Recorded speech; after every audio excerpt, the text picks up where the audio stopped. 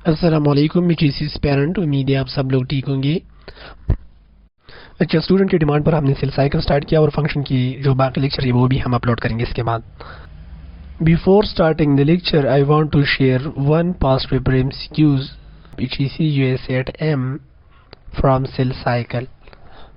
सो last year जो आया था वो एमसीक्यूज कुछ इस तरह था कि अगर स्पेंडल फाइबर कंट्रैक्ट करे toward the respective poles and sister chromatid separate हो जाए एक दूसरे से, तो ये प्रोसेस किस स्टेज में होता है? तो ये प्रोसेस एनापेज फेज में होता है। और ये question KPK 9th class biology में भी गिवन है डायग्राम में। जिस तरह आप सबको पता है कि एक सेल सीक्वेंस ऑफ चेंजेस से गुजरता है, जिस तरह involve period of growth and replication of DNA, ये डिफरेंट चेंजेस है। So those sequence of changes is called cell cycle. So दो को हम मेनली दो डिवीजन में डिवाइड करते हैं। One is interpage and the second one is division page. Division page mitosis और मियोसिस के बारे में हम बाद में देखेंगे। पहले आज का लेक्चर इंटरपेज के बारे में हम कोशिश करेंगे कि माइटोसिस भी साथ डिस्कस करें, लेकिन पहले हम इंटरपेज डिस्कस करते हैं। Interphase is the non apparent division. Phase को रेस्टिंग स्टेज भी कहते हैं and interphase is the longest part of the cell cycle, क्योंकि interphase is the period between end of one cell division and start of next cell division. और आप इस तरह भी कह सकते हैं कि life cycle of cell between two consecutive division is also called interphase. Interphase में न्यूक्लियोलस और न्यूक्लियर एनवेलप डिस्टिंक्ट होगी, जिसकी डिफरेंशिएशन आप कर सकते हैं। न्यूक्लियोलस और न्यूक्लियर एनवेलप डिस्टिंक्ट होगी, जिस तरह आप इस स्ट्रक्चर में देख सकते हैं कि एक न्यूक्लियोलस है, ये न्यूक्लियर एनवेलप है, और so chromosome will be in the form of thread like chromatin in interphase. अब इस तरह इंटरपेज हम थ्री मेन सब पेजेस में डिवाइड करते हैं। One is G1 phase, the second one is S phase and the third one is G2 phase. So इसके बारे में हम जो मेन पॉइंट्स है वो देखेंगे, इतनी डिटेल में हम डिस्कस नहीं करेंगे। सो G1 पेज के बारे में जो मेन पॉइंट है वो ये कि G1 phase is the first and longest phase of interphase, और इस पेज में एक्सटेंसिव मेटाबॉलिक एक्टिविटी होती है due to which cell normally grow in size. इसी तरह G1 पेज में केमिकल चेंजेस होती है which prepare the daughter cell for DNA replication, जो इस पेज में डीएनए रिप्लिकेशन होता है। And the third point is in G1 phase different RNA ribosome and different enzymes are synthesized in G1 phase. The second one is S phase and S is stand for synthesis. इस page में mainly DNA synthesis होती है, synthesis of DNA, और chromosome number double हो जाती है। Cell duplicate its chromosomes, chromosome number double हो जाती है इस पेज में।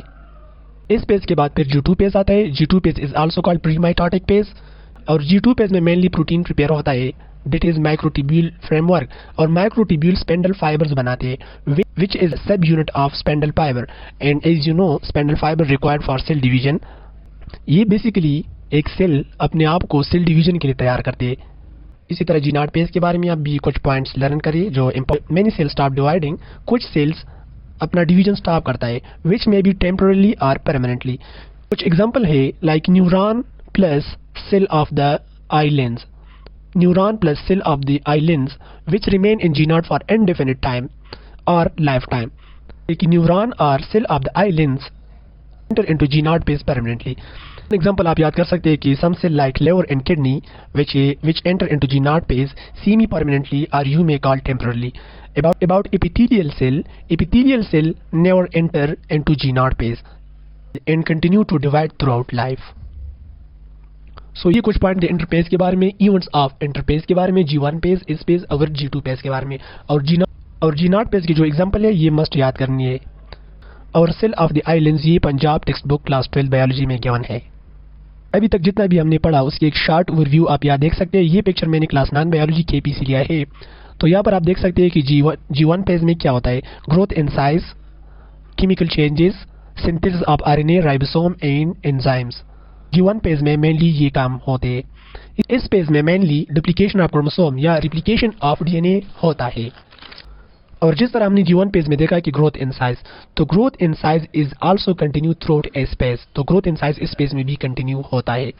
इस पेज के बाद G2 पेज आता है। G2 पेज में मेनली प्रिपरेशन ऑफ प्रोटीन होती है, that is microtubule which is the sub unit of spindle fibre required for cell division.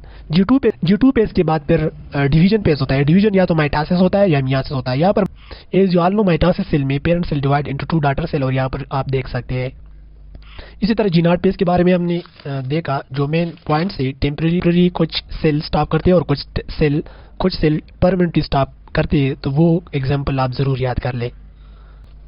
अच्छा, लास्ट में कुछ इंटरेस्टिंग इन्फॉर्मेशन है, ये भी आप नोट कर ले।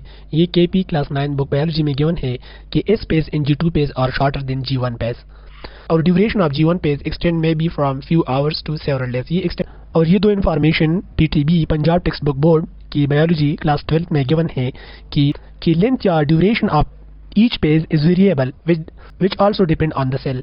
लाइक, तो लिखा है कि ह्यूमन सेल का जो सेल साइकिल का जो टाइम है वो 24 आवर तक है, जिसमें माइटोसिस 30 मिनट ले सकते हैं, mitosis takes 30 minutes, G1 phase 9 hours, S phase 10 hours and G2 phase is 4.5 our.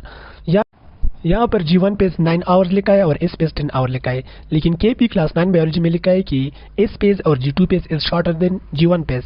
तो ये पॉइंट आपने याद रखना है। अगर टाइम गिवन हो तो इस हिसाब से आपने MCQs को फिल करना है, अगर टाइम गिवन नहीं हो और जनरली एक स्टेटमेंट हो तो फिर वो वाला स्टेटमेंट आप फॉलो कर सकते हैं। और एक और इंटरेस्टिंग इन्फॉर्मेशन है, cell cycle of each takes 90 minutes. That's all for today's lecture. इंशाल्लाह नेक्स्ट लेक्चर में हम डिवीजन पेज देखेंगे, जिसमें माइटोसिस और मियासिस होगा, और माइटोसिस और मियासिस की जितनी पेजेस है वो हम देखेंगे, और जितनी भी पॉसिबल MCQs आ सकते हैं, जितनी भी इन्फॉर्मेशन है वो हम शेयर करेंगे, और जितनी भी MCQs अभी तक आई है माइटोसिस और मियासिस के बारे में, हम कोशिश करेंगे कि वो सब हम यहाँ शेयर करें इंशाल्लाह। Thank you, subscribe to the channel and share with your friends. Thank you.